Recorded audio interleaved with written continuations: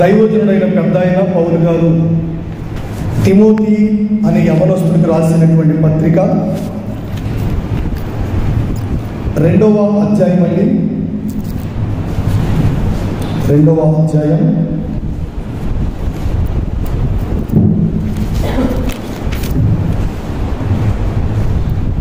మొదటి నుంచి చదువుకుందామండి. మనము సంపూర్ణ భక్తియు మాన్యతయు కలిగి నెమ్మదిగాను సుఖముగాను బ్రతుకు నిమిత్తము అన్నిటికంటే ముఖ్యంగా అని ఓ విషయాన్ని చెప్పబోతున్నాడు పెద్ద ఆయన. ఏంటి విషయం అని గమనిస్తే ఓ 4 విషయాలు చెప్తాడు ముందు. ఏంటవి అంటే, మనము సంపూర్ణ భక్తిలోనికి వెళ్ళాలని, మనము మాన్యత కలిగి జీవించాలని, ఇంకా మనకు తరచుగా వినిపించే 2 విషయాలు ఏమిటంటే నెమ్మది, చెప్పండి, నెమ్మదిగాను సుఖముగాను. తరచుగా రెగ్యులర్గా మనం ఎప్పుడంటే అప్పుడు వింటుంటాం విషయాలు. ఈ 4 విషయాలు చెప్తూ అంటాడు, ఇలాంటి బ్రతుకు కావాలి అంటే, ఇలాంటి జీవన సరళి జీవితంలో మనం చూడాలి అంటే, ఇలాంటి జీవన విధానాన్ని మన బతుకులో మనం చూడగలగాలి అంటే అన్నిటికంటే ముఖ్యంగా ఏం చేయాలి అని ఒక్క విషయం చెప్తాడండి. ఇప్పుడు మనకున్నటువంటి ఇప్పుడు గమనిస్తుంటే ఈ విషయాలు ఏది మన ఇప్పుడు గవర్నమెంట్ విషయాలు కానీ మరో విషయాలు కానీ గమనిస్తుంటే, ఏదైనా ఒక మేలు, ఏదైనా ఒక పథకం మీకు వర్తించాలి అంటే ఇంచుమించుగా 10-15 అర్హతలు ఉండాలి. చాలా ఉంటాయి వాటి. ఒక మేలు జరగాలంటే కనీసం 10 అర్హతలు. ఇవన్నీ మనకు అడుగుతున్నారు ఇప్పుడైనా ఇంకెప్పుడైనా, గతంలో కూడా. ఇప్పుడు దేవుని పేరట పెద్ద అయిన పౌలు గారు ఏమని చెప్తాడంటే, ఒక 4 ఆశీర్వాదకరమైన కార్యాలు. 1 సంపూర్ణ భక్తి, 2వది మాన్యత, 3వది నెమ్మది, 4వది సుఖమైన జీవన శైలి. ఈ కార్యాలు 4 కూడా నీ నట్టింట లేదా నా నట్టింట మన దైనందిన జీవితంలో ఈ కార్యాలను మనం పొందుకోవాలి, ఈ కార్యాల అనుభవాన్ని మనం అనుభవించాలి అని, ఇవన్నీ మన జీవితంలో ఉండాలి అంటే, ఇలాంటి బ్రతుకు కావాలి అంటే అన్నిటికంటే ముఖ్యంగా ఒక పని చేయమని చెబుతాడు. దేవునికి స్తోత్రం, హల్లెలూయా. ఆ పనేదో ఇది ఈ 4 ఆశీర్వాదకరమైన అనుభవాలను మన జీవితంలోనికి మన బ్రతుకులోనికి రావాలి అంటే అన్నిటికంటే ముఖ్యంగా ఏం చేయాలో ఒక విషయాన్ని చెప్పాడే. ఆ విషయాన్ని వివరించుకునే దానికి ముందుగా ఒకసారి టూకీగా ఈ 4 విషయాలు ఒకసారి టచ్ చేద్దామని. దేవునికి స్తోత్రం చెప్పండి. హల్లెలూయా, హల్లెలూయా. పెద్ద అయిన పౌలు గారు ఇలా ఫేస్ టు ఫేస్ చర్చిల్లో ఉండి లేదా సమాజ మందిరాల్లో ఉండి లేదా దేవాలయాల్లో ఉండి బోధించిన వాడు కాదు. చాలా వరకు పత్రికలు రాసి తిమోతి గారికి రాశాడు. ఇంకెవరికి రాయలేదా? రాశాడంటే తీతు గారికి రాశాడా, ఫిలెమోను గారికి రాశాడా, హెబ్రీలకు రాశాడా, గలతీయులకు రాశాడా, లేదంటే రోమీలకు రాశాడా, లేదంటే తెస్సలోనికలకు రాశాడా, ఎఫెసీయులకు రాశాడా? ఇలా సుమారుగా అనేక మందికి పత్రికలు రాస్తే ఆ పత్రికలు పెద్దలు ఎవరైనా చదువుతూ ఉంటే సంఘం మండే కొరివిలా అయిపోయింది. దేవునికి స్తోత్రం, హల్లెలూయా. అగ్నిలోనే మండిపోయిందండి సంఘం, అగ్నిలా మండిపోతుంది. ఏది? ఈ విషయాలు ఎవరైనా చదువుతుంటే ఇప్పుడు మీకు ఫిజికల్గా పాస్టర్ గారు కనబడుతున్నాడయ్యే, ఆ ఎక్స్ప్రెషన్స్ అన్ని మీరు చూస్తున్నారయ్యే. ఈ రోజున ఆ బాడీ లాంగ్వేజ్ మీకు అర్థమవుతుందయ్యే, విషయాలు కన్వే అవుతున్నాయే. ఆ రోజుల్లో అలాంటి పరిస్థితి లేదు కదా. ఆయన ఎక్కడో ఉంటే ఓ పత్రిక రాస్తే ఆ పత్రికల విషయాలు మరొకరు చదువుతుంటే ఆ విషయాలకి సంఘం దేవుని ఆత్మ చేత నింపబడి బగబగ మండుతూ ఆత్మ సంబంధంగా మరొక లెవెల్కి వారు వెళ్తా ఉండేవారు. పత్రిక చదివిన ప్రతిసారి, దేవునికి స్తోత్రం, హల్లెలూయా. పత్రిక చదివిన ప్రతిసారి నెక్స్ట్ లెవెల్కి వెళ్తూ ఉండేవారండి దైవికంగా. ఆ రోజుల్లో జరుగుతున్న సంభవం, ఆ రోజుల్లో జరుగుతున్న విషయాలు. సరే, ఇప్పుడు గమనిస్తే పెద్ద ఆయన ఏమంటాడంటే, మనం సంపూర్ణ భక్తి కలిగిన వారమై ఉండాలి. ఏ భక్తి అండి? సంపూర్ణమైన భక్తి లేదా పరిపూర్ణమైన భక్తి. ఈ రోజున మనకు అక్కడక్కడ భక్తులు కనిపిస్తుంటారు. భక్తులు బయట విషయాలు కాదు, దేవాలయం ఇప్పుడు చర్చిల దగ్గర మనకి భక్తులు కనిపిస్తుంటారు.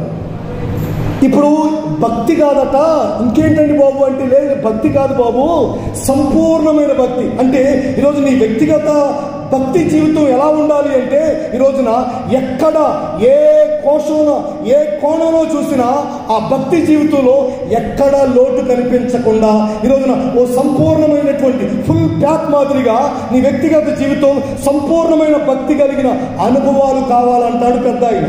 దేవునికి స్తోత్రం. హల్లెలూయా.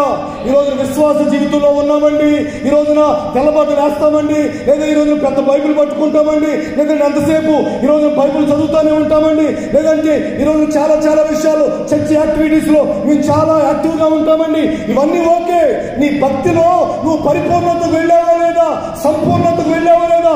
బంగారానికి ఈ రోజున ఓ గీతురాయి పెట్టి బంగారం పరిపూర్ణమైనదా, పరిశుద్ధమైనదా, లేదా కరెక్టేనా అనేది ఏ విధంగా చెక్ చేస్తున్నారో, నీ వ్యక్తిగత భక్తి జీవితాన్ని కూడా దేవుని వాక్యంతో నువ్వు సరిపోల్చుకుంటే నీ భక్తి సంపూర్ణమైందా, పరిపూర్ణమైందా, లేదా ఏదో ఓ స్టేజ్కి వచ్చి ఆగిపోయిందా అనేది అర్థమవుతుంది. ఇప్పుడు ఒక మొక్క వేస్తే దానికి ఒక చిన్న పిండి వస్తే ఆ తర్వాత అది కాయ అయ్యి ఆ తర్వాత పండు అయితే అది ఎంత పరిపూర్ణం. అప్పుడు కదా యజమానుడు సంతోషించి ఆనందిస్తున్నది.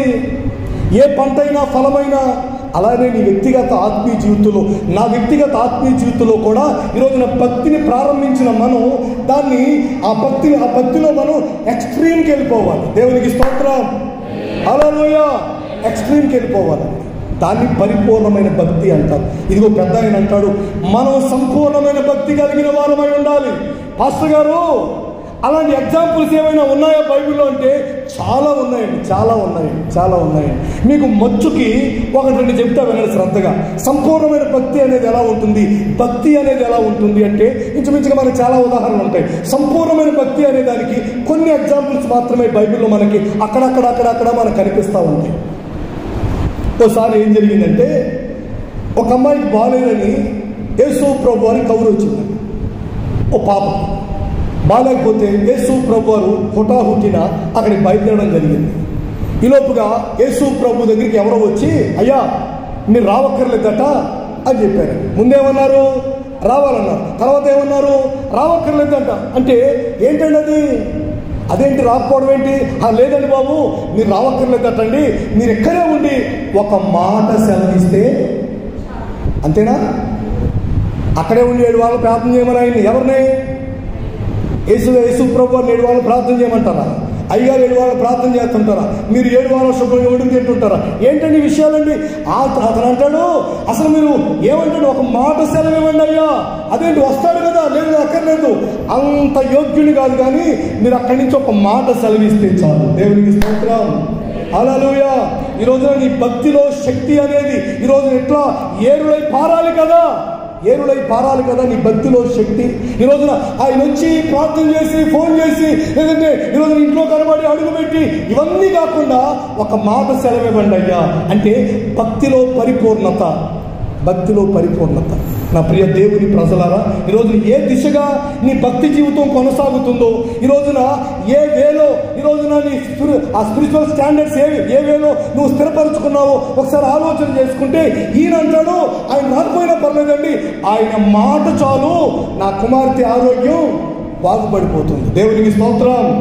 హల్లెలూయా. దేవుని ప్రజలారా, పెద్దలారా, మన దైనందిన జీవితంలో సంపూర్ణమైన భక్తిని మనం చెయ్యాలనేది దైవ సేవకుని ఆలోచన. సంఘం అనేది సంపూర్ణమైన భక్తిలోనికి వెళ్ళాలని. ఈరోజు సంఘంలో సంఖ్య కాదు ప్రాధాన్యం, సంఖ్య కాదు, ఈరోజు క్వాంటిటీ కాదు, క్వాలిటీ ముఖ్యం అనేది పెద్ద ఆయన చెబుతున్న మాటలో పరమార్థం. దేవునికి స్తోత్రం. హల్లెలూయా. ఇంకో విషయం చెప్తా వినండి మీకు, ఇంకో విషయం. అదేంటంటే, ఇప్పుడు ఈ షడ్రక్, మెషక్, అబేద్నెగో అనే ముగ్గురిని కూడా అగ్నిగుండంలో వేసేస్తామన్నారు. అన్నారా లేదా? చెప్పేశారండి. చెప్పిన తర్వాత వీళ్ళు ఏం చేశారు? లోకల్ లీడర్స్ దగ్గరికి వెళ్ళారా? లేదే కొన్ని ఇంకేమైనా పోనేమన్నా సపోర్ట్గా లేదా రికమెండేషన్గా ఇంకేమైనా చేశారండి? అది చేయలేదు. వాళ్ళు అప్పటికప్పుడే స్పాంటినెంట్గా అప్పటికప్పుడే వాళ్ళు ఏం చెప్పారంటే, అయ్యా మీరు అగ్నిగుండంలో వేస్తారు, ఎక్కడ వేస్తారో వేసేసుకోండి, దీని నిమిత్తం మేమేమి అర్థం చెప్పం, మేము ఆరాధిస్తున్న దేవుడు, మేము ప్రార్థిస్తున్న దేవుడు ఈ మండుచున్న అగ్నిగుండంలో నుంచి మమ్మల్ని రక్షించడానికి సమర్థుడు. దేవునికి స్తోత్రం. హల్లెలూయా. భక్తిలో సంపూర్ణతకు వెళ్ళిపోయినప్పుడు, భక్తిలో పరిపూర్ణతకు వెళ్ళిపోయినప్పుడు, నీ భక్తి జీవితం ఎక్స్ట్రీమ్ లెవెల్కి వెళ్ళిపోయినప్పుడు నీ నోటి మాటలు, నీ బిహేవియర్ ఇలానే ఉంటుందా? అవును, ఇలానే ఉంటుంది, ఇలానే ఉంటుంది, ఇలానే ఉంటుంది. ఒక మాట చాలన్నాడు ఆయన. వేసేసినా పర్లేదండి, మా దేవుడు మమ్మల్ని రక్షించడానికి సమర్థుడు అంటారు. సమర్థుడు అంటారు వీళ్ళు, సమర్థుడు అంటారు వీళ్ళు. నా ప్రియ దేవుని ప్రజలారా, పెద్దలారా, సంపూర్ణ భక్తి ఆ నమూనా ఏంటంటే యాయిరు గారిని తెలిస్తే అర్థమవుతుంది. ఆ నమూనా సంపూర్ణ భక్తి ఏంటండి అంటే ఈ షడ్రక్ మెషక్ అబేద్నెగోను చూస్తే అర్థమవుతుంది. సంపూర్ణ భక్తికి ఆ సంపూర్ణమైన భక్తి అనుభవాలకి నమూనా ఎవరండి బాబు అంటే ఒక దానియేలు చూపించవచ్చు, లేదా ఒక పౌలు శీలను చూపించవచ్చు, ఈరోజు ఎర్ర సముద్రంలో చూపించవచ్చు. అనేక సందర్భాల్లో దేవుని పిల్లలైన వారు వారికి ఉన్న సంపూర్ణమైన భక్తిని ప్రదర్శించారు బాహాటంగా. కనుక మీరైనా నేనైనా కూడా రాబోయే రోజుల్లో ఈ రోజున ప్రియ దేవుని ప్రజల అక్షరాల సంపూర్ణ భక్తి కలిగిన వ్యక్తులుగా మనం స్థిరపరచబడాలి.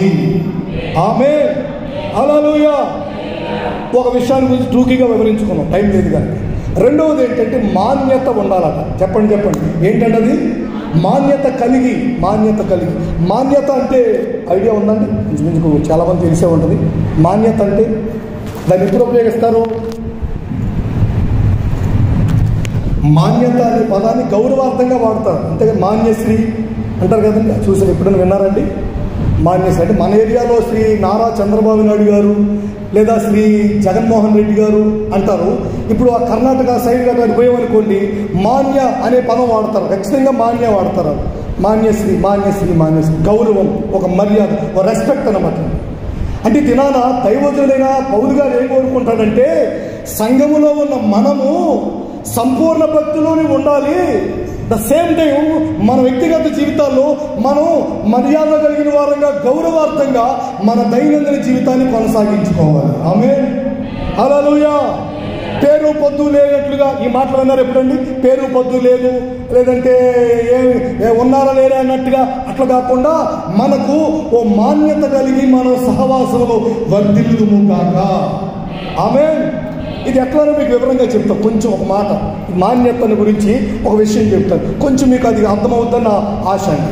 ఎట్లా అంటే యేసు ప్రభు వారి కాలానికి లేదా అబ్రహాం గారి కాలానికి ఇంచుమించుగా 1000 సంవత్సరాల గ్యాప్ ఉందండి, ఏజ్ గ్యాప్ ఉంది. అప్పటికి ఇప్పటికి అబ్రహాం గారి కాలానికి యేసు ప్రభు వారి కాలానికి, యేసు ప్రభు కాలానికి ఇప్పటికి 1000 సంవత్సరాల గ్యాప్ ఉంది కదండి.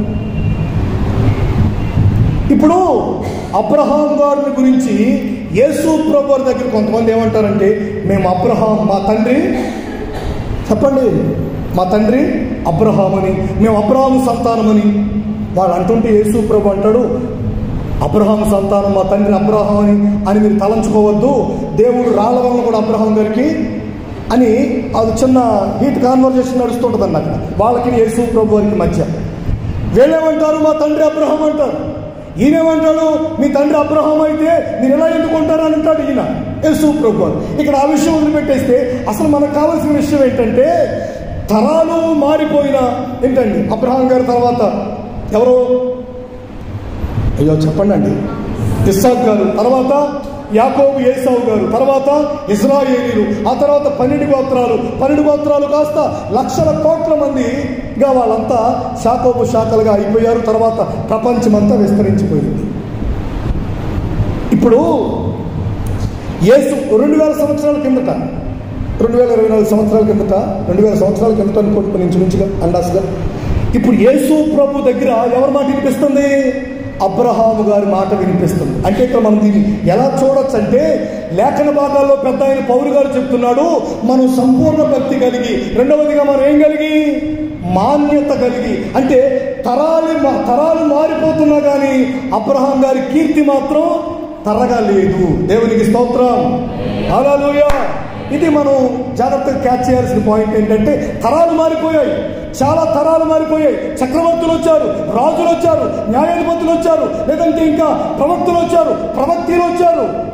ఇన్ని జరిగిపోయినా ఇప్పటికీ అబ్రహాం గారి పేరు మారుమ్రోగుతానే ఉంది. అది కూడా యేసు ప్రభు వారి ఎదుట. ఎదుట, యేసు ప్రభువారి ఎదుట. అంటే తరాలు మారిపోయిన తరగని కీర్తిని దేవుని పిల్లలుగా మనం సొంతం చేసుకోవాలి. ఆమేన్, హల్లెలూయా. ఈ రోజున ప్రియ దేవుని ప్రజలారా, చాలా కాలం మనం ఈ రోజున సహవాసంలో ఉన్నాం, లేదా సంఘంలో ఉన్నాం, లేదా గ్రామంలో ఉన్నాం, భర్తగా, భార్యగా, పెద్దలుగా ఈ రోజున సమాజంలో ఉన్నాం. ఈ రోజున మనం చనిపోయిన మన తర్వాత కూడా మన కీర్తి అలానే బ్రతకాలి. ఆమేన్, హల్లెలూయా. మాన్యత కలిగి మనం ఉండాలి, మాన్యత కలిగి. మీకు ఇంకో విషయం చెప్తే వినండి.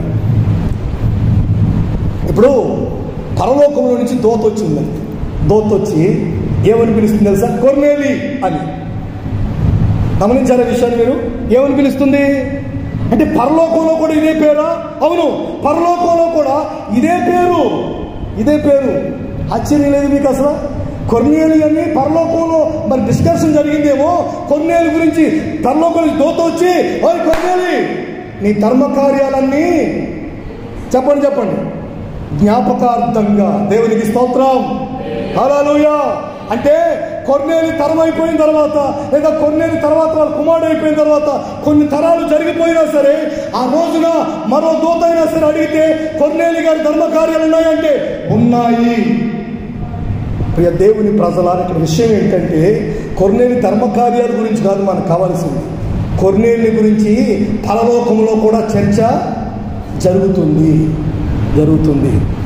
ఇది కదండి ఈ రోజున ఎంత ఇన్ఫ్లుయెన్స్ చూడండి పరలోకంలో కొర్నేలి గారిది. తోత వచ్చి కొర్నేలి అని పిలుస్తుంది. అంటే పరలోకంలో కూడా మన పేర్లు అవే ఉంటాయండి. అవే పేర్లు పిలువబడతాయి. ఇక్కడేమైనా దేవుని కొరకు, సంఘం కొరకు, సహవాసం కొరకు, పరిచర్య కొరకు, లేదా నశించిపోతున్న ఆత్మల కొరకు సమర్పణ కలిగిన దైవ సేవకులని గుర్తెరిగి ఈరోజు నువ్వు దేవుని నిమిత్తమై, దేవుని పక్షంగా, దేవుని పేరట నువ్వు ఏమి చేసినా నీ కౌంటర్లో యాడ్ అవుతాయి. దేవునికి స్తోత్రం. అంతేగా ఆ అకౌంటే కదండి. కొర్నేలి అకౌంట్లో ఉన్నాయా జ్ఞాపకార్థంగా అక్కడ? అవును, ఎవరి వాళ్ళు పర్సనల్ అకౌంట్ అండి. కొర్నేలి నువ్వు చేసినవన్నీ జ్ఞాపకార్థంగా దేవుని సన్నిధికి వచ్చేసాయి. కొర్నేలిని గురించి పరలోకంలో ఒక చర్చ, కొర్నేలి గురించి దేవదూత రావడం, వచ్చి మరలా అదే పేరు పెట్టి పిలవడం. ఇది కదా మాన్యత అంటే, ఇది కదా గౌరవం అంటే. ఈ రోజున దేవుని ప్రజలారా, పెద్దలారా, మీరైనా నేనైనా ఈ రోజున మన వయసులో, లేదంటే మనకిచ్చిన దేవుడిచ్చిన ఆయుష్కాలం మనం ముగించుకు వెళ్ళిపోతాం. ఆ తరువాత కూడా మన వ్యక్తిగత జీవితాల్లో మన మాన్యత ప్రజల మధ్యలో ఉండాలి. ఆమేన్, హల్లెలూయా. ఒక అబ్రహాము చరిత్ర ఏ విధంగా చూస్తున్నాము ఈ రోజున, లేదా పరిశుద్ధులు పితరుల చరిత్రలు ఏ విధంగా మనం ఇప్పటికీ ధ్యానిస్తున్నాము. రాబోయే దినాల్లో ఈ రోజున సంఘ చరిత్రలో ఇదిగో ఈమె చేసిన కార్యం, ఇతరు చేసిన కార్యం, ఈ కుటుంబం చేసిన కార్యం అని సంఘ చరిత్రలో, సహవాసపు పుటలలో ఈరోజు మీ పేరు సువర్ణాక్షరాలతో రాయబడగలిగినట్లుగా ఈ రోజున ఈ వ్యక్తిగత జీవితంలో ఈ కొద్ది కాలంలోనే ఆ మాన్యతను మనం పొందుకోవాలి. ఆమేన్, హల్లెలూయా. విడిచిపెడదాం రెండు విషయాలు. ఒకటి సంపూర్ణ భక్తి, రెండవది మాన్యత కలిగి, మూడవది నాలుగవది మీకు చాలా టూకీగా పెద్దగా ఇబ్బందులు మీకు అర్థమయ్యే విషయాలు ఈ రోజున ఏంటంటే అవి అంటే నెమ్మదిగాను సుఖంగాను బ్రతకాలి. నెమ్మదిగాను సుఖంగాను. నెమ్మది లేకపోతే ఈ రోజున అన్నీ ఉంటాయి, చాలామందికి అన్నీ ఉంటాయి, కానీ ఆ నెమ్మది కనిపించక, నెమ్మది లేక. ఏంటి నెమ్మది అంటే ఏదో ఒక అలజడి, ఏదో ఒక గలిబిలి, ఏదో ఒక టెన్షన్, ఏదో ఒక ఒత్తిడి, ఏదో ఒక స్ట్రెస్ ఫీల్ అవుతూ ఎప్పుడు కూడా ఏమి లేదండి అంటే అన్నీ ఉంటాయి, కానీ సంథింగ్ ఏదో ఎక్కడో ఆ నెమ్మది లేని పరిస్థితులు. ఈ విధాన పరిశుద్ధ గ్రంథంలో పెట్టాయని అంటాడు, మనం నెమ్మది కలిగి బ్రతకాలి. నెమ్మది కలిగి. నా ప్రియ దేవుని ప్రజలారా, మన చింత యావత్తును చెప్పండి మన మీద ఉంచడానిక వచ్చింది ఆయన? మన చింత యావత్తు ఆయన మీద తీసుకోవడానిక? మన భారమంతా మోయడానికి ఆయన ఉన్నాడు, మన చింత యావత్తు మోయడానికి ఆయన ఉన్నాడు. కనుక మనమైతే నెమ్మదిగా బ్రతకాలి. దేవునికి స్తోత్రం. అట్లా ఫీల్ అవ్వాలి కదా నువ్వు. ప్రతిదీ ఆయన మీద వేసి, అయ్యా మీ ఉద్దేశం, మీ చిత్తం ఏంటో, మీ ఆలోచన ఏంటో, మీ నడిపింపు ఏంటో, మీరు ఏమనుకుంటున్నారో నా జీవితంలో మీరు జరిగించండి అని ఆయన మీద ఒక భారం వేసి, ఆ రోజున అలా భారం వేసేయగలిగితే నువ్వు నెమ్మదిగా ఉంటావు. మైండ్లో ఒక ఆలోచన రన్ అవుతూ ఉంటే, ఒక విషయం రన్ అవుతూ ఉంటే ఈ రోజున సరిగా తినలేమండి. తిన్నది కూడా సరిగా డైజెషన్ అవ్వదండి. ఒకవేళ డైజెషన్ అయినా కానీ వంట పట్టదండి. రకరకాల ప్రాబ్లమ్స్. ఎప్పుడైతే ఆలోచన సరళి, ఆలోచన విధానం మార్చుకుంటామో, ఎప్పుడైతే ఆలోచనని చాలా పీస్ఫుల్గా ఉంచుకుంటామో, ఆలోచన విధానాన్ని ఎప్పుడైతే మనం ప్రశాంతంగా ఉంచుకుంటామో, మనం ఏది తిన్నా ఆరోగ్యంగానే ఉంటాం. దేవునికి స్తోత్రం. హల్లెలూయా, హల్లెలూయా. ఏ బలహీనత మన దరి చేరదండి. ప్రశాంతంగా ఆ మైండ్ సెట్ కరెక్ట్గా మనం కూల్గా ఉంచుకుంటాం. నిజంగా ఏమి ఉండవా పాస్టర్ గారు అంటే, ఎందుకు ఉండవండి, నాకు తట్టడున్నాయండి నెత్తి మీద. మరి ఏం చేసేది? అందుకని ప్రార్థన చేసుకోవడం తప్ప ఇక వేరే ఏ గత్యంతరం లేదు కదా. దేవుని తెలియపరచుకోవడం తప్ప ఏ గత్యంతరం లేదు కదా. ఈ రోజున ఓ ప్రక్కన ప్రార్థనా కూటాలు జరుగుతాయి, ఓ ప్రక్కన ఇంటికాడు ఉంటుంది, ఓ ప్రక్కన భర్తగా, ఓ ప్రక్కన తండ్రిగా, ఓ ప్రక్కన సేవకునిగా ఈ రోజున ఇన్ని పనులు చూసుకుంటూనే నాకున్న సమయంలో కొద్దిసేపు అయినా దేవుని సందులో ఆ ప్రార్థనలో పలానా విషయాలు నాకు ఇబ్బందిగా ఉన్నాయి, నాకు మైండ్లో కొంచెం స్ట్రెస్ ఫీల్ అవుతున్నా, ఆ విషయాలను కూడా దేవునికి అప్పగించి ప్రార్థనలో ఆ విషయాలు దేవుని తెలియపరిస్తేనే కదా నేను ఆరోగ్యంగా తిరగలిగి. దేవునికి స్తోత్రం. హల్లెలూయా. పెద్ద ఆయన గురించి రాయబడిన మాట ఏంటంటే, ఆయన అంటాడు, ఆయన గురించి రాయబడింది, నలుదిశలా దేవుడు అతనికి నెమ్మదినిచ్చాడట. ఏ ప్రక్కన చూసినా ఈ దినాన నెమ్మది లేని పరిస్థితి, ఏదో ఒక విషయం కలవరానికి గురి చేసి, అలతడికి గురి చేసి, ఈ రోజున మనసు ఒక చోట, మనిషి ఒక చోట, అలాంటి పరిస్థితుల మధ్యలో నీ జీవితం సాగుతుందా? లేఖన భాగాలు చెబుతున్నాయి, అక్షరాల నీకు నెమ్మది కలుగును గాక. ఆమేన్. హల్లెలూయా. మనం నెమ్మదిగా బ్రతకాలనే దేవుని ఆలోచన, దేవుని ఆశ. మన సంవత్సరములు, మన దినములు నెమ్మదిగా ఉండాలి. కనుక ఏ విషయాల గురించి పెద్దగా వరి అయిపోకుండా, మన చేతులతో మనం ఏం చేసేలేం కనుక, మనం పెద్దగా ఏం మార్చేలేం కనుక, అక్షరాల దేవునికి తెలియపరిచి ఆలోచన విధానాన్ని మార్చుకుని ఈరోజు నెమ్మదిగా మనం బ్రతకగలగాలి. అలా నెమ్మదిగా ఉంటేనే అక్షరాల ఆరోగ్యవంతులం అవుతాం. ఆమేన్. హల్లెలూయా, హల్లెలూయా. పరిశుద్ధ గ్రంథంలో మనం చూస్తూ ఉంటే నెమ్మదిగా ఎవరున్నారండి పాస్టర్ గారు? దావీదు గారిని అడుగుతుంటే నలుదిశలా నెమ్మదినిచ్చాడు దేవుడు అంటాడు. ఈరోజు చాలా పరిస్థితులు ఉంటాయి, దేవుడే నెమ్మదిని ఇవ్వగలడు. దేవుడు మాత్రమే, దేవుని ద్వారా మాత్రమే నెమ్మదిని పొందుకోగలుగుతాం. ఇంకో విషయం చెప్పాలంటే మీకు, ఈ రోజున చాలా వరకు మనం గమనిస్తే ఒంటికి వచ్చిన రోగం ఏది లేదు యోబు గారికి. దేవుడు అనుమతించినటువంటి వ్యాధి తప్ప, దేవుడు అనుమతించినటువంటి గాయాలు తప్ప, దేవుడు అనుమతించినటువంటి ఆ శాపం తప్ప తనకు ఎలాంటి ఇబ్బంది రాలేదు. ఆ పరిస్థితుల్లో కూడా టెన్షన్ పడిపోయి, బాధపడిపోయి ఏమైనా అయిపోయాడంటే ఏమంటాడంటే, దేవుడిచ్చాడు, చెప్పండి, దేవుడిచ్చాడు, దేవుడు తీసుకున్నాడు, దేవుని నామానికి. ఇది నెమ్మది అంటే. నెమ్మది అంటే ఎలా ఉంటుంది? నెమ్మదిగా ఉన్న మనిషి హృదయంలో నెమ్మది ఉంటే ఇలానే ఉంటాయి, ఆ మాట తీరు ఇలానే ఉంటుందండి. మాట తీరు. నాలుగవదిగా మీకు మరో మాట కూడా చెప్పి ముందుకు వెళ్తాను. అదేంటంటే, మొదటి చెప్పండి ఒకసారి, మనం ఎలా బ్రతకాలి? సంపూర్ణ భక్తి కలిగి, మాన్యత కలిగి, నెమ్మదిగాను సుఖంగా బ్రతకాలి. దేవునికి స్తోత్రం. హల్లెలూయా. ఈ ఏదో బాగుంది కదండి, చివరికి బాగుంది కదండి, సుఖంగా బ్రతకడం అనేది నాకు చాలా నచ్చిందండి. దేవుని నామం పేరట సుఖంగా జీవించాలి, సుఖంగా బ్రతకాలి అని కోరుకునే వాళ్ళని ఒకసారి దేవుని స్తోత్రం చెప్పండి, చేతులెత్తి. హల్లెలూయా, హల్లెలూయా. అసలు మీరేమి సందేహించలేదండి, సంయుక్త చేయట్లేదు, ఏదో ఆలోచించిందండి. ఏం సందేహించలేదు, చేయకపోతే చక్క చేతులెత్తి దేవుని స్తోత్రం చెప్పారు. సుఖంగా బ్రతకాలనుకుంటున్నారా అంటే సంతోషంగా ఇష్టపడ్డారు. నేను కూడా ఇష్టపడేగా చేతులెత్తాను. కాకపోతే మీరు అనుకునే సుఖం ఏదో కానీ నేను బైబిల్లో కొన్ని విషయాలు చెప్తాను, ఆ సుఖం ఏదో చూడండి ఒకసారి, బాగా గమనించండి. దినాన లేఖన భాగాలు మనం గమనిస్తూ ఉంటే దేవుని ప్రజల సుఖం అంటే, సుఖమైన జీవితం అంటే ఏంటి అర్థం అంటే మనకి అర్థం కావడానికి చిన్న విషయం తీసుకుంటాను, మీరు అపార్థం చేసుకోవద్దు. చిన్న విషయం తీసుకుంటాను, మామూలుగా మనం రెగ్యులర్గా ఆలకించే విషయం. ఇప్పుడు సుఖప్రసవం అంటారు, సులువైన కాన్పు అంటారు పెద్దలు. మోటుగా అయితే సులువైన కాన్పు అంటారు. ఏంటి సులువైన కాన్పు అంటే? కోతలు లేకుండా, లేదంటే ఆపరేషన్ లేకుండా, లేదంటే ఇక్కడ కాదండి అక్కడ తీసుకెళ్ళండి, అక్కడ కాదు ఇక్కడ తీసుకెళ్ళిపోయింది, లేదంటే ఉమ్మనీరు అయిపోయిందని, లేదంటే ఏదో ఇట్లా హడావుడి అయిపోకుండా, ఆమె ప్రాణం అలితులు అయిపోకుండా, గలిబిలు అయిపోకుండా ప్రశాంతంగా ఇంటి పట్టునే. దేవునికి స్తోత్రం. ఇంకేంటి సుఖం అండి? సుఖం అంటే ఏమనుకుంటున్నారు? అసలు నొప్పులు కూడా లేకుండా, ఏంటండి అసలు మోసే బరువు కూడా లేకుండా ఓ బిడ్డ తయారైపోవాలా? లేదు కదా, అలా కాదు కదా. ఇప్పుడు ప్రభు నామం పేరట సుఖమైన జీవితం అంటే ఏంటంటే మనం చేయాల్సింది మనం చెయ్యాలి, మనం కష్టపడాలి, మనం ప్రయాసపడాలి. ఆ ప్రయాసకు తగిన ప్రతిఫలం దేవుని ద్వారా మనం పొందుకోవాలి. ఆమేన్. ఎంత మించిన సుఖం ఏంటండి? నారుమడి వేసుకోవాలా, దాన్ని పెంచుకోవాలా, తర్వాత దాన్ని ఆ నారుమడి తీసుకోవాలి, కట్టలు కట్టాలి, తీసుకెళ్ళి చేను వేసుకోవాలి, ఊడు పోడ్చాలి, ఆ తర్వాత దాన్ని చూసుకోవాలి, కలుపు తీసుకోవాలి, పంట పండించాలి, దాన్ని అమ్మాలి, చేతికి సైతం రావాలి. ఇంతే సుఖం అంటే. దేవునికి స్తోత్రం, హల్లెలూయా. అలా కాకుండా కాఫీకో పైపు, టీకో పైపు, భోజనానికో పైపు, అన్ని నోట్లో ఉంటే అసలు మనం ఎక్కడ కూర్చుంటే ప్రశాంతంగా అన్నీ వచ్చేస్తే అలా అయిపోతే అది సుఖమైన జీవితం కాదు. సుఖమైన జీవితం కాదు. సుఖమైన జీవితం అంటే మనం శుభ్రంగా ఆరోగ్యంగా ఉండడం, లేదా కడుపు నిండా తినడం. తిన్నది ఇంకేంటండి, ఇంక మించింది ఏమైనా ఉందా అసలు? సుఖమైన జీవితం అంటే. దేవునికి స్తోత్రం. కష్టపడకూడదు, ఉద్యోగం చేయకూడదు, వ్యాపారం చేయకూడదు, వ్యవసాయం చేయకూడదు, చేతి పని చేయకూడదు, కూలి పని చేయకూడదు, అసలు కూర్చుంటే చేయాలి అంటే అది సుఖం కాదు, అంతకు మించిన శాపం. ఇంకోటి ఉండదు కదండి. ఇంకోటి ప్రశాంతంగా సుఖమైన జీవితం.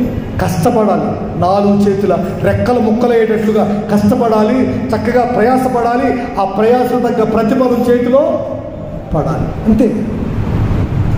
ఇలా లేకుండా చాలామంది ఈ రోజున ప్రశాంతత లేకుండా, సుఖమైన జీవితం లేకుండా కష్టపడతారు, ఉపయోగం లేదు, ప్రయాసపడతారు, ఉపయోగం లేదు. ఏదేదో ఊరికే ఊరికే అప్పటికప్పుడుగా ఈరోజు ఆటోమేటిక్గా పెద్దోడు అయిపోవాలి, లేదు ఇంకేటేదో ఇలాంటి అర్థం పర్థంలోని ఆలోచనలు కలిగినటువంటి వ్యక్తులు చాలామంది మనం చూస్తా ఉన్నాం. ఇప్పుడు సైబర్ నేరగాళ్ళు అంటారే, సైబర్ నేరగాళ్ళు, వాళ్ళంతా ఆలోచన ఏంటంటే క్షణాల్లో కోటీశ్వరులు అయిపోవాలి. అది వాళ్ళకి తెలిసిన సుఖమైన జీవితం కాదు. కష్టపడి పైకి రావాలి. ఆమేన్, హల్లెలూయా. కష్టపడి పైకి రావాలి, అదే సుఖమైన జీవితం. ఈ రోజున ఆ బ్యాంకింగ్ మోసాలు, లేదంటే ఈ ఆన్లైన్ ఈ మోసాలు, లేదంటే ఆన్లైన్ బెట్టింగ్లు, లేదంటే ఇలా రకరకాల యాప్స్ ఉన్నాయి కదండి. ఇవన్నీ ఏంటంటే లగ్జరీ లైఫ్కి అలవాటు పడి, విలాసాలకు అలవాటు పడినటువంటి పరిస్థితుల్లో ఇలాంటి దుర్బుద్ధి పడుతుంది. కానీ లేఖన భాగాలు చెబుతున్న సుఖం ఏంటంటే మనం కష్టపడి ఏ ఇబ్బంది లేకుండా మనం చేయాల్సిందంతా చేసి దేవుని ద్వారా ఫలితాన్ని మనం పొందుకోవడమే అదే సుఖమైన జీవితం. దేవునికి స్తోత్రం, హల్లెలూయా. ఈ 4 ఆశీర్వాదాలు నా దేవుని పేరట నా తల మీదకి దిగి వచ్చును గాక. ఆమేన్. 1 సంపూర్ణ భక్తి, 2వది మాన్యత, 3వది నెమ్మది, 4వది సుఖము. ఈ 4 ఆశీర్వాదాలు నా దేవుని పేరట మీ కుటుంబాల్లోకి అనుగ్రహించబడును గాక. ఆమేన్. ఈ 4 దీవెనలు మామూలుగా మనం ఎక్కడ చూసినా, ఇప్పుడు సెంట్రల్ చూసినా, స్టేట్ చూసినా, ఏ పథకం మనకు వర్తించాలన్నా కనీసం ఒక 10 అర్హతలన్నా ఉండి తీరాల్సింది, ఒక 10 అర్హతలన్నా. కానీ దేవుని పేరట మీరు 4 ఆశీర్వాదాలు పొందుకోవాలంటే ఒక్క పని చేయాలి. అదేంటో చదువుకున్నాం. ఇప్పుడు చదువుతారండి, చదవండి. మైక్ తీసుకో, వినిపించండి సౌండ్ మైక్. హల్లెలూయా. చిన్న చుట్టుపట్ల పెద్ద సౌండ్ వస్తుంది. అన్నిటికంటే ముఖ్యంగా మనుషులందరి కొరకు, రాజుల కొరకు, అధికారుల కొరకు విజ్ఞాపనలు, ప్రార్థనలు, యాచనలు, కృతజ్ఞతాస్తుతులు చేయవలనని పౌలు గారు పెద్ద ఆయన చెప్తాడు సంఘానికి. అబ్బాయి, మీరు సంపూర్ణ భక్తి, మాన్యత, నెమ్మది, సుఖంగా మీరు బ్రతకాలంటే చేయాల్సినటువంటి ఓ ప్రాముఖ్యమైనటువంటి ఇంపార్టెంట్ విషయం ఏంటంటే మీరు ప్రార్థన చేయాలి. ఎవరి కోసం అండి? మనుషులందరి కోసం, రాజుల కోసం, నాయకుల కోసం, అధికారుల కోసం, ప్రస్తుత ప్రభుత్వాల కోసం, అందరి కొరకు మనం ప్రార్థన చేయాలంట. ఇది కూడా రిక్వెస్ట్ కాదు. ఏంటిది? హెచ్చరిక. It's warning. అంతేకాని బైబిల్లో రాయబడింది, హెచ్చరిక చేస్తున్నాడు సంఘానికి. ప్రియ దేవుని ప్రజలారా, ఓ సమర్పణ కలిగిన సేవకునిగా నేను మీకు చెప్పగలిగింది ఏంటంటే రిక్వెస్ట్ కాదు పెద్ద అని చెప్పేది, వార్న్ చేస్తున్నాడు, ఆయన హెచ్చరిస్తున్నాడు. సంపూర్ణ భక్తి కలిగి, మాన్యత కలిగి, నెమ్మదిగాను సుఖంగాను బ్రతకాలి అంటే అన్నిటికంటే ముఖ్యంగా మీరు మనుషులందరి కొరకు ప్రార్థన చేయండి, విజ్ఞాపన చేయండి, యాచించండి, కృతజ్ఞతాస్తుతులు చెల్లించండి. ఇది హెచ్చరిక. హల్లెలూయా. చెప్పండి చేతులెత్తి గట్టిగా, హల్లెలూయా. కనుక ఈ 4 ఆశీర్వాదాలు కావాలంటే ప్రాముఖ్యంగా ఈ ప్రాముఖ్యమైన ఒక్క పని ఏంటంటే ప్రార్థన చేయగలగాలి. ప్రార్థన చేయగలగాలి. దినాల చాలా మందిని గమనిస్తూ ఉంటే, చాలా మందిని చూస్తూ ఉంటే ఎందుకో వాళ్ళని గురించిన విషయాల కొరకే, వాళ్ళ కుటుంబాన్ని గురించి, వాళ్ళ ఫ్యామిలీ గురించి, వాళ్ళ రక్త సంబంధికుల గురించి ప్రార్థన చేయడానికి వాళ్ళకి ఎందుకో ఒక ఫీల్ ఉండదండి. లేదంటే ఒక బతిరోడు మైండ్లో అయ్యో వీళ్ళు ఎట్లా ఉన్నారని ఆలోచన లేకుండా కొంతమంది ఉంటారు. ఆఖరికి బైబిల్ చెప్తుంది ఏంటంటే మన వాళ్ళ కొరకే కాదు, మనుషులందరి కొరకు చేయాలి. ఆమేన్, హల్లెలూయా. మనుషులందరి కొరకు ప్రార్థన చేయాలి. ఇలా ఎవరైతే ప్రార్థన చేస్తారో, ఎవరైతే మనుషులందరి కొరకు ప్రార్థన కొనసాగిస్తారో, ఎవరైతే కుటుంబాలలో ఈరోజు ఇంట్లో ఉన్నప్పటికీ దేవుని నామం పేరట అనేకుల క్షేమం కొరకు, అనేకుల రక్షణ కొరకు, అనేకుల విడుదల కొరకు ఎవరైతే ప్రార్థనలో పోరాడతారో, ఎవరైతే తోపాన్ని వేస్తారో అక్షరాల వారికి ఈ 4 ఆశీర్వాదాలు వర్తిస్తాయి.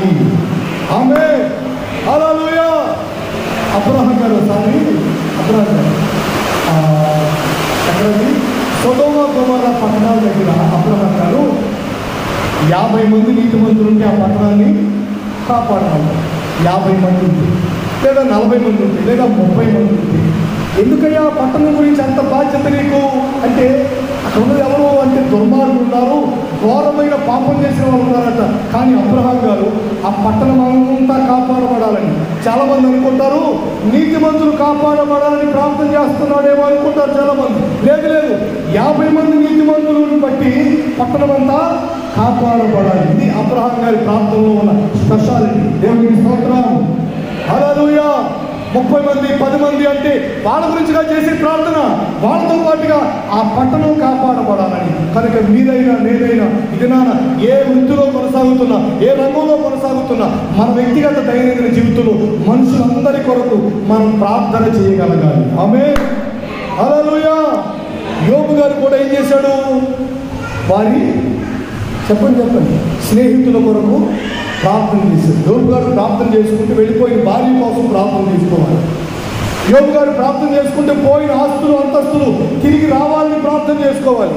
అబ్రహాం గారు ప్రార్థన చేస్తే శారాకి గర్భం తెరవబడాలని, సంతానం కలగాలని ఆ విషయం కొరకు ప్రార్థన చేసుకోవాలి. అవి విడిచిపెట్టారు, ప్రజలందరి కొరకు ప్రార్థన చేస్తున్నారు. హల్లెలూయా. ఇది ఒక నమూనా మన వ్యక్తిగత ప్రార్థనా జీవితానికి. ప్రియ దేవుని ప్రజలారా, ఉండొచ్చుగాక నాకు కొన్ని విషయాలు ఉంటాయి, మీకు కొన్ని విషయాలు ఉంటాయి. వాటితో పాటుగా మనం అందరి కొరకు ప్రార్థన చేయగలిగితే, అందరి కొరకు విజ్ఞాపన చేయగలిగితే, అందరి కొరకు యాచించగలిగితే, అందరి కొరకు కృతజ్ఞతాస్తుతులు చెల్లించగలిగితే అక్షరాల మనం సంపూర్ణ భక్తిలోనికి వెళతాము. మాన్యత కలిగి, నెమ్మది కలిగి, సుఖంగా బ్రతకగలుగుతాము. ఆమేన్, హల్లెలూయా. కనుక ప్రియ దేవుని ప్రజలారా, పెద్దలారా, ఈ మాటలకించిన మీరు మీ దైనందిన జీవితంలో మీ ప్రార్థనా జీవితాన్ని మెరుగుపరుచుకోండి. మీ ప్రార్థనా జీవితానికి పదును పెట్టండి. ఇంకా రాబోయే దినాల్లో ఈ రోజున గ్రామాల కొరకు, పట్టణాల కొరకు, ఈ రోజున దేశం కొరకు మనం ప్రార్థించే ఒక గొప్ప ప్రార్థనా ఉద్యమం మన వ్యక్తిగత జీవితాల్లో, మన కుటుంబాల్లో ప్రారంభం కావాలి. ఆ ప్రార్థనే మన వ్యక్తిగత దైనందిన జీవితం యొక్క రూపురేఖల్ని అక్షరాల ఆశీర్వాదకరంగా మార్చుతుంది. ఆమేన్. తల వంచండి, ప్రార్థనలోకి వెళదాం.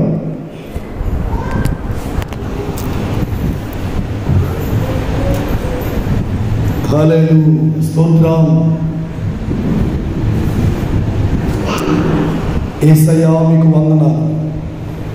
ప్రియ సోదరి సహోదరులారా, పెద్దలారా, ఓ 4 ఆశీర్వాదకరమైన అనుభవం. సంపూర్ణ భక్తి, రెండవది మాన్యత కలిగి, మూడవది నెమ్మది, నాలుగవది సుఖంగా బ్రతకడం. ఇవి తరచూ మనం చదువుకున్నట్టుగానే విన్నట్టుగానే ఉంటాయి. కానీ పరిశుద్ధాత్మదేవుడు ఎందుకో ప్రత్యేక రీతిలో నాతోనూ మీతో మాట్లాడిన వైనాన్ని ఇంతవరకు మనం చూసాం. మన ఆధ్యాత్మిక జీవితాల ప్రయోజనార్థమై మనం భక్తిలో మరొక లెవెల్కి, నెక్స్ట్ లెవెల్కి వెళ్ళాలని, మన భక్తి శక్తి కలిగిన అనుభవాల్లో నిలవాలని, సంపూర్ణమైన భక్తి కలిగిన వ్యక్తులుగా సంఘంలో, సహవాసంలో, సమాజంలో మనం స్థిరపడాలని అంతేగాక మాన్యత కలిగి, తరాలు మారిపోయిన, తరాలు తరిగిపోతున్న తరగని కీర్తి నీకు నీ కుటుంబానికి నిలిచి ఉండాలి. ఇదే మాన్యత.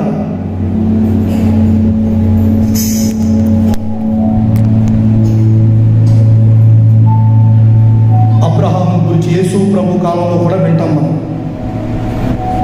లేదా పౌలు గారి నోట కూడా వింటాం. యోబు గారిని గురించి పత్రికల్లో కూడా యోబు సహనం ఎంత గొప్పదో అని యోబు గారిని గురించి వింటాం.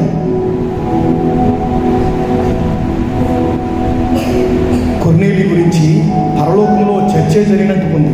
ఓ దోత కిందకి దిగి వచ్చింది.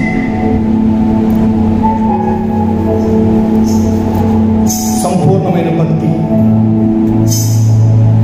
యాయుడు అంటాడు, అయ్యా మాట మాత్రం సెలవిస్తే చాలు. సంపూర్ణమైన భక్తి. షడ్రక్ మెషక్ అబేద్నెగో అంటారు, అగ్నిగుండంలో మమ్మల్ని పడవేసినా సరే మా దేవుడు మమ్మల్ని రక్షించడానికి సమర్థుడు. సంపూర్ణ భక్తి అనేది మన వ్యక్తిగత జీవితాన్ని ప్రభావితం చేస్తుంది, మన మాట తీరును మార్చేస్తుంది, మన విశ్వాస పరిమాణాన్ని ఇంకా పెంచుతుంది. నెమ్మదిగా, సుఖంగా, పలు రకాల అలసడు, కలవరాలు, వేధించేవారు, శోధించేవారు, బాధించేవారు, తోట లాంటి మాటలతో జీవితాన్ని అతలాకుతలం చేసేవారు అనుక్షణం మన ప్రశాంతతను పాడు చేసి పలు రకాల విషయాలు మన ముందే స్వయ విహారం చేస్తున్నప్పటికీ నీవు నేను నెమ్మదిగా బ్రతకాలి అంటే, మనం కష్టపడి కడుపు నిండా తిని అది అరిగి ప్రశాంతంగా ఉండాలి అంటే సుఖమైన జీవితం. మనం కష్టపడి కష్టపడ్డ ప్రతిఫలాన్ని మనం పొందుకోవాలి అంటే మనం చేయాల్సిన ముఖ్యమైన పని ఏంటంటే అందరి కొరకు ప్రార్థన చేయడం, మనుషులందరి కొరకు ప్రార్థన చేయడం. ఈ డినామినేషన్ ఆ డినామినేషన్ కాదు, రక్షించబడిన వారు రక్షణ పొందలేని వారిని కాదు, లోకస్తులు అన్యులని కాదు, మానవాళి రక్షణ కొరకు మనం ప్రార్థన చేయాలి. అబ్రహాము గారు ఈ నీతిమంతుని అడ్డం పెట్టుకుని సొదొమ గొమొర్రా ప్రజలు రక్షణ పొందాలని, వారు కాపాడబడాలని, ఆ ఉగ్రతలో వారు నశించిపోకూడదని ఏ విధంగా ప్రార్థన చేశాడో ఆ మాదిరిగానే దేవుని పిల్లలుగా మనం ఉండి సంఘంలోను, గ్రామంలోను, పట్టణంలోను, దేశంలోను మనం ఉండి దేవుని సన్నిధిలో ఓ ప్రార్థనా ఉద్యమాన్ని ప్రారంభించి ప్రార్థన ద్వారా అనేకులు మనం సంపాదించుకోవాలి.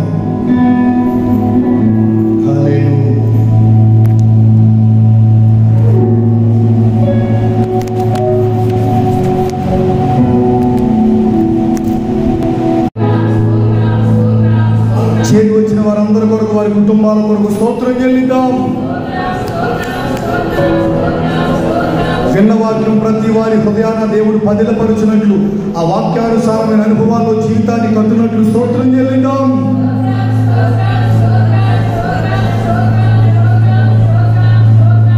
ప్రభు నామం 2024 సంవత్సరంలో దేవుడు అనుగ్రహించిన ఈ 70 రోజుల ప్రార్థన పండుగలను దేవుడు భారమెత్తి నడిపించినట్లు స్తోత్రం చెల్లిద్దాం.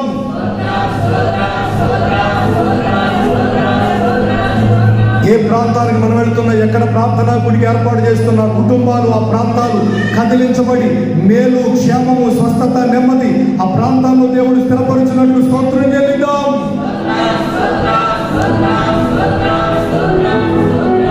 సంఘములో గొప్ప ఉజ్జీవాన్ని దేవుడు రగిలించినట్లు స్తోత్రం చెల్లిద్దాం. తండ్రి, కుమార, పరిశుద్ధాత్మనికి స్తోత్రం చెల్లిద్దాం. మనల్ని పరిశుద్ధపరిచి నిత్య రాజ్యాన్ని సిద్ధపరచు త్రియేక దేవునికి చేతులుపుతూ స్తోత్రం చెల్లిద్దాం. స్తోత్రం, స్తోత్రం, స్తోత్రం. ప్రార్థన.